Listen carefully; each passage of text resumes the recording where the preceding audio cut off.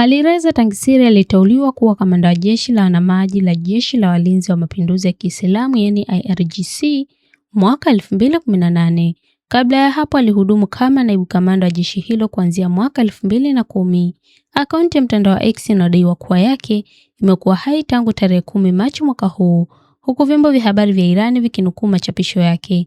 Katika machapisho haya amekuwa akizungumza mara kadhaa mlango wa bahari wa Hormuz, akisisitiza kuwa hakuna chombo chochote kinachohusishwa na waishambulia Irani kinachoruhusiwa kupita.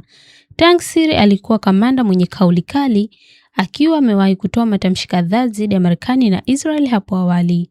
Mwaka 2019 alitishia kuufunga mlango wa bahari wa Hormuz iwapo mauzo ya mafuta ya Irani yangetatizwa. Pia aliwekeza vikwazo na hazina ya Marekani pamoja na makamanda wengine wa IRGC mwaka 2019 baada ya Irani kudungua ndege ya kijasusi ya Marekani karibu na mlango huo.